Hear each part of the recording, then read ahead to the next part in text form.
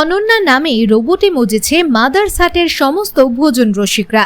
Kitchen room থেকে খাবার বয়ে নিয়ে সোজা খাবার টেবিলে পৌঁছে যাচ্ছে অনন্যা।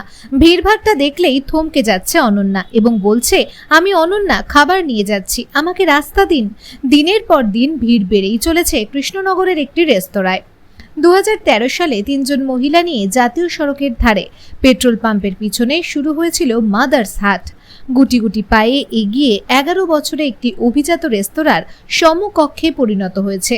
কিন্তু কেন রোবটের নাম অনন্যা, সে এক অজানা কাহিনী। যখন প্রথম শুরু হয়েছিল এই রেস্তোরাঁ, 3 জন মহিলার মধ্যে একজনের নাম ছিল অনন্যা, যার বাড়ি নদিয়ার শান্তিপুরের ফুলিয়াতে।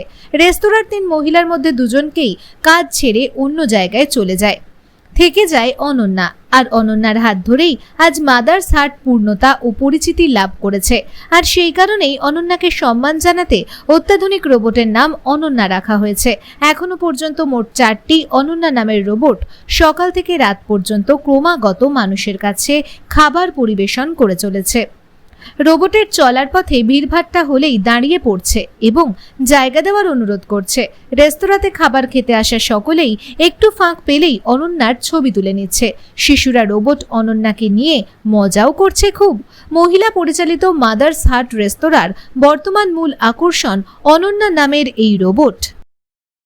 হ্যাঁ, সুবিধা হচ্ছে তো, অনেক সুবিধা। যেমন আমাদের এখন খাবারটা নিয়ে যেতে হয় না, ও আমাদের আমাদের সুবিধার্থে ও ইচ্ছে মতো সব জায়গায় নিয়ে যাচ্ছে। কিভাবে কতজনের খাবার একসঙ্গে যাচ্ছে? তা 10 জন 20 জনের খাবার একবারে চলে যাবে। সেই রোবটগুলোতে কখনো ধাক্কাধাক্কি হয়? আপনারা যখন দিতে যান বা রোবট, নাকি রোবট ঠিক দাঁড়িয়ে যায়? না, ও দাঁড়িয়ে যায়। আচ্ছা, কবে থেকে এই রোবটগুলো আনা হয়েছে? মাস 4?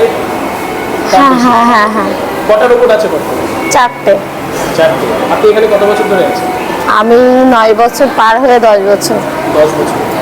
আপনার নাম? মহিমা অধিকারী। হ্যাঁ, মহিমা অধিকারী। আপনার বাড়ি কোথায়? বাড়ি পাশেই। Where are you from? I'm from Sweden. What are you feeling this robotic system to serve the plates in restaurant?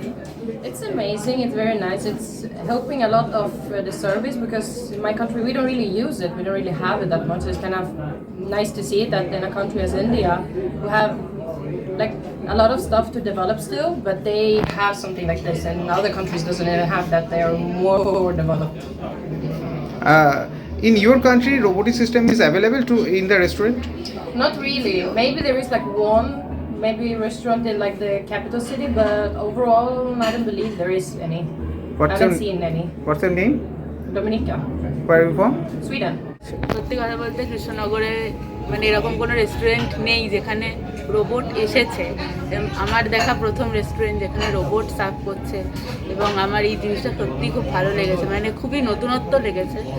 আর এই কথা বলছে, এই যে সামনে চলে আসলে বলছে সরে যান, যে খাবার নিয়ে যাচ্ছি, এই জিনিসটা। আপনার বার্থডে এবং এখানে বার্থডে সঙ্গও করেছে এই রোবট, কি বলবো? খুবই ভালো লাগছে, সত্যি খুবই অভিনব লাগছে। স্পেশাল হলো কি দিনটা আর একটু বেশি। সত্যি খুব ভালো লাগছে। কোথা থেকে আসছে? কৃষ্ণনগরই বাড়ি। কি নাম আপনার? ঋত্তিমা নন্দী।